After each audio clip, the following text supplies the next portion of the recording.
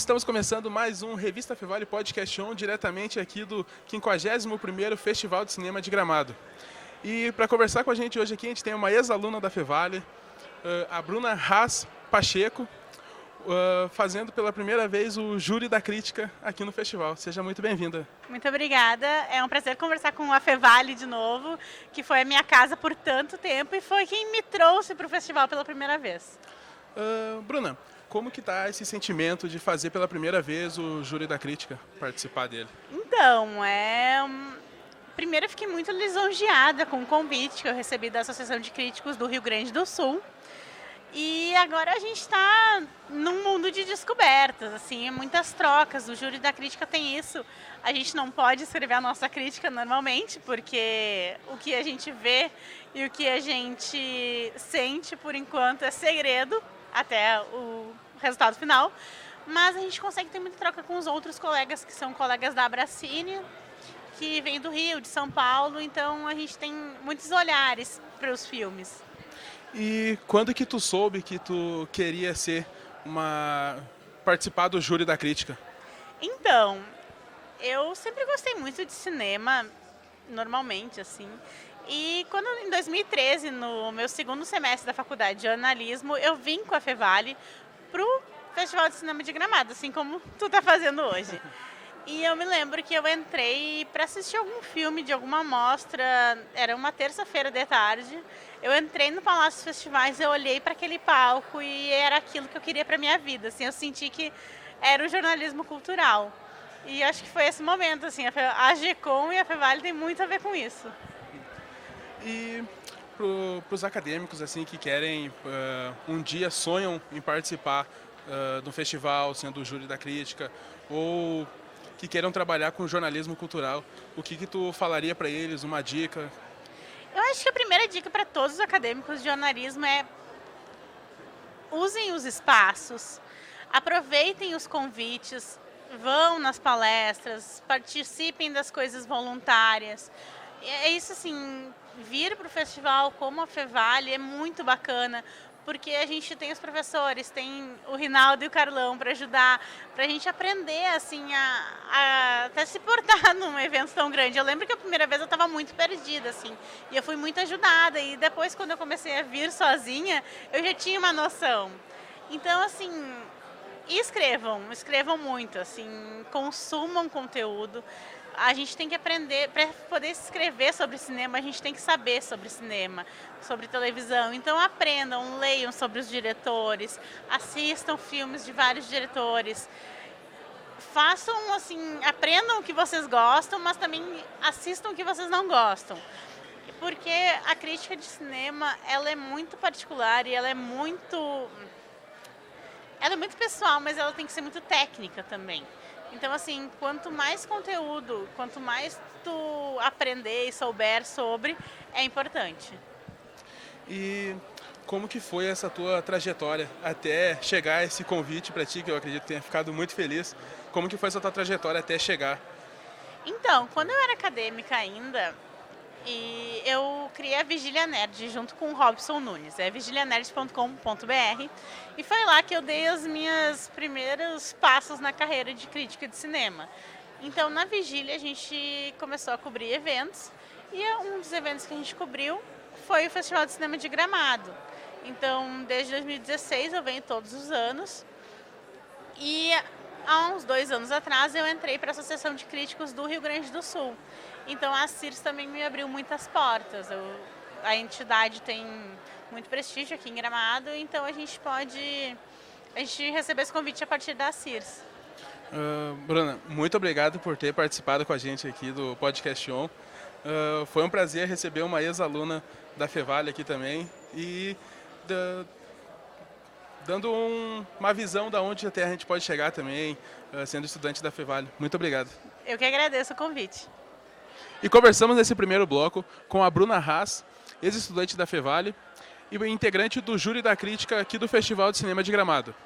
Fique agora com a segunda parte do Revista Fevale Podcast On, diretamente aqui do 51º Festival de Cinema de Gramado. Estamos de volta com mais um episódio do podcast On Fevale. Meu nome é Lana Maldaner, sou estudante de jornalismo da Universidade Fevale. Hoje estamos aqui no Festival de Cinema de Gramado. Ao meu lado, eu estou com o crítico e pesquisador de cinema, membro fundador da Associação dos Críticos de Cinema do Rio Grande do Sul e presidente do Clube de Cinema de Porto Alegre, Paula Casanova. Seja muito bem-vindo. Muito obrigado, Lana. Qual é o teu papel na presidência do Clube de Cinema de Porto Alegre, que inclusive está comemorando os seus 75 anos de atividade esse ano? Foi em 13 de abril passado que a gente fez a comemoração. A gente continua brincando muito e fazendo algumas atividades comemorativas a essa efeméride, né? Eu gosto de me apresentar sempre como presidente da gestão. Por quê? Eu fecho a minha gestão em abril de 24. Por que isso? Porque eu entendo como a principal obra dessa minha gestão encontrar, não só recuperar o número de associados. A gente sofreu muito com a pandemia, né? Porque o clube se realiza dentro de sala de cinema e por 2 anos a gente ficou sem salas de cinema, só trabalhando ao nível das redes sociais, publicando materiais, etc. Mas foi uma realidade praticamente paralela, uma presença virtual. A ideia do presencial requer a sala de cinema, então só após a pandemia, quando os cinemas reabriram, o Clube de Cinema reabriu com muito poucos associados. Então, em primeiro lugar, o meu objetivo é recuperar o número de associados que permita ao clube o que é o mais importante, que aí sim eu entendo como a minha obra principal. Fazer a renovação, não ficar só, como a gente brinca, a panelinha de sempre, né? Que a gente já está há alguns anos administrando o clube, acertando uma série de as funções típicas administrativas de um clube que precisam ser aperfeiçoadas, mas abrir para novos associados e esses associados se empolgarem e verem, bom, não é uma batata quente, vamos lá, vamos poder fazer isso, vamos poder fazer aquilo com o cinema. E não adianta, a renovação é imperativa, porque, em primeiro lugar, é uma lei da história. Em segundo lugar, é uma lei da natureza.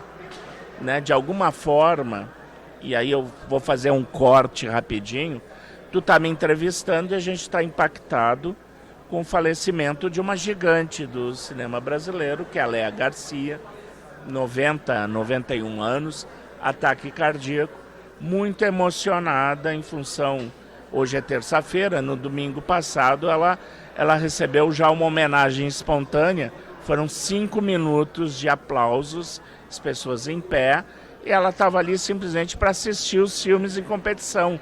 A homenagem seria apenas hoje de noite, na terça-feira. E pela manhã ela faleceu. Ataque cardíaco, até onde eu sei. Foi um choque, né, para todo mundo. É um choque para todo mundo, mas é também, digamos, uma última lição da Léa, de dizer assim, pessoal de toda a área de cinema, pessoal do Clube de Cinema, Paulo, você não ficará para sempre. Você tem que pensar no futuro do clube. Né? Nós, com a pandemia, cogitou-se, inclusive, que o clube fosse dissolvido, porque ele tinha aparentemente perdido qualquer utilidade social. Tanto que as pessoas não iriam ao clube. Terminada a pandemia, reabertos os cinemas, nós éramos um pequeno grupo de dinossaurinhos. E aí a gente começou a analisar. Hoje, quem quer ver cinema numa sala de cinema? Pelo menos até Barbie, muito poucas pessoas. Salas comerciais estavam fechando. Então, a necessidade de recuperação do clube de cinema fechava muito com a necessidade de recuperação do cinema em si. Me parece que hoje, com esse sucesso indiscutível de Barbie, bem ou mal, o cinema está tateando uma solução. Nós estamos comentando aqui no Esquenta que hoje a indústria, por exemplo, de games, ela é 3 vezes o tamanho em faturamento da indústria de audiovisual. Será que para o século XXI, ao longo das próximas décadas, o clube de cinema e o setor audiovisual não devem incorporar de vez o game, né? Eu talvez não saiba lidar com isso. Eu jogo games em casa, eu gosto mais dos de estratégia, brincando de Napoleão, esse tipo de coisa, que vem aí um filme do Ridley Scott, mas eu diria que a nova geração sabe lidar melhor com o game do que eu. Então, na tua percepção, o que é um cinema de qualidade hoje em dia? Eu diria que é um equilíbrio entre estética, política, forma e conteúdo. Ou seja, está cada vez mais fácil de fazer cinema, a gente pode fazer um filme num fim de semana, mas para fazer um filme bom, equilibrado, que atrai as pessoas, que retém as pessoas, a atenção, nós vivemos um mundo de economia de atenção, em que não existe mais um filme, existem centenas de filmes estreando todos os dias no streaming, séries, tudo que é possível de audiovisual. É uma quantidade imensa, calcula-se em mais de 700 canais de streaming. Como é que eu vou chamar a tua atenção? Eu posso fazer o melhor conteúdo, se eu não fizer uma arte correta, uma forma correta combinada com esse conteúdo, vai passar em brancas nuvens, mesmo que eu faça um diamante para você. Você vai achar que é apenas uma pedra que brilha. Né? Então, eu entendo que um cinema que consiga o equilíbrio entre forma e conteúdo para o século XXI. O que é o século XXI? Qual é o nível de atenção que tu dá para um filme? Estão tentando agora, vem no final do ano, filmes com média de 4 horas de duração. O filme do Ridley Scott, o filme do Villeneuve, que é o Duna 2, o Assassinos da Lua das Flores, do Scorsese, todos eles têm 4 horas de duração. Será que vai ser um sucesso? Oppenheimer foi um sucesso com 3 horas. Né? Eu não sei, eu acho que encontrar o nível de atenção das pessoas requer um trabalho de formiguinha, uma determinação muito grande e uma nova fórmula que o cinema ainda está testando por tentativa e erro. Como o senhor faz para separar os teus gostos pessoais na hora de avaliar um curta ou um filme, enfim? Eu procuro saber o seguinte, o meu gosto pessoal é apenas uma referência inicial. Né? Eu aprendi com o tempo, com muita disciplina, que ao mesmo tempo que eu ampliava o meu gosto, eu aprendi que se pode fazer um bom cinema sem que necessariamente eu goste. Eu aprendi a não ser o centro do mundo. Né? Então, há filmes que eu não gosto que eu sei que são excelentes. E há filmes que eu gosto que eu sei que não são tão bons assim. Né? Com a minha evolução como crítico, eu me dedico a me evoluir. A tendência é que o meu gosto e a qualidade vão se tornando cada vez mais parecidos. Como se fossem 2 gráficos que vão sendo aproximados até se tornar um só. Mas eu sei que sempre vai ter uma margem entre a minha personalidade, o meu gosto e o gosto geral e a qualidade real de um determinado filme. Sempre vai haver uma falha. Então, eu sempre arrisco adorar um filme que todo mundo detestou ou detestar um filme que todo mundo adorou. Isso o crítico está sempre sobre risco de assumir e ele tem que aprender o porquê disso. Então, a crítica de cinema também é uma autoanálise. O senhor é gerente de banco, certo? Como a economia influencia no cinema? Eu trabalho na área de economia e administração. Né? E eu aprendi que existe algo muito em comum entre cinema e finanças, que se chama economia da cultura. Ela não se limita ao cinema, ela envolve o teatro, a indústria fonográfica, a indústria da moda, turismo, gastronomia, tudo isso pode ser considerado economia de cultura. Eu me especializei na economia de cultura do cinema. O game entraria nisso também.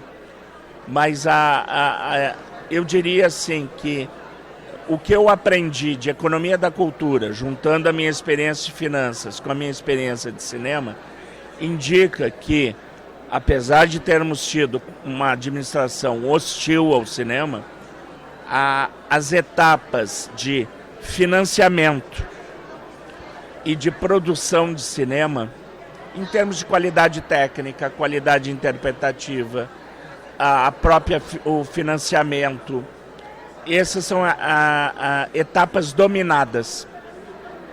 Eu vejo hoje, considerando a economia de atenção, o nó do cinema brasileiro como indústria, para se tornar uma indústria madura,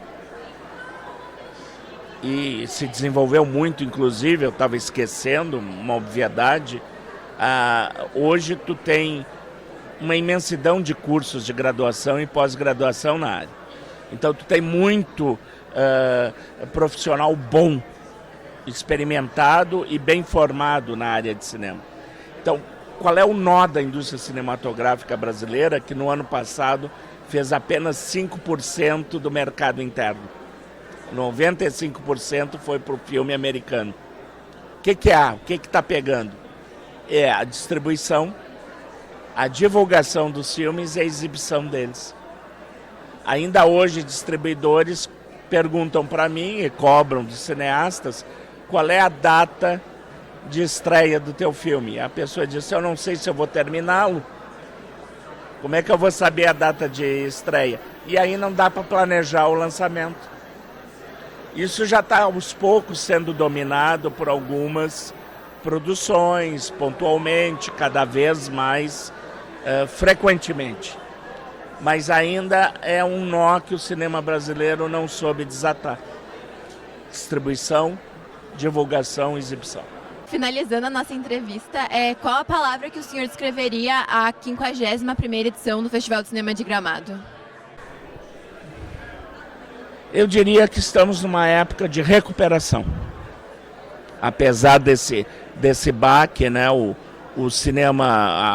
Festival de Cinema de Gramado, em maio, perdeu o selo da LIC, né, que permitia um orçamento de 4 milhões, baixou para 2,5. A morte de Léa Garcia hoje, que estamos, repito, impactados. Tudo isso mostra ainda um ambiente que restringe o Festival de Gramado em si, digamos assim, pós-pandemia, pós-estabelecimento do streaming, literalmente abrir os seus braços, exercitar a musculatura, como se diz.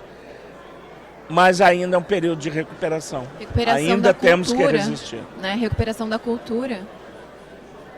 Tempos melhores virão, com certeza. Mas a gente precisa aguentar para que eles cheguem. Então é recuperação. Agradeço muito a tua participação aqui conosco. Tens algum último recado para compartilhar com o público? Olha, todo mundo que estiver me ouvindo e me vendo, considere acordar para sessões de sábado às 10 da manhã e sejam meus convidados nas sessões do Clube de Cinema de Porto Alegre. Tá? É só ir nas redes sociais, saber em determinado sábado qual o filme e qual o cinema. Mas é sempre sábado, 10 da manhã. Eu sei que isso é um filtro, principalmente para o pessoal mais jovem, né? Por causa da sexta-feira anterior.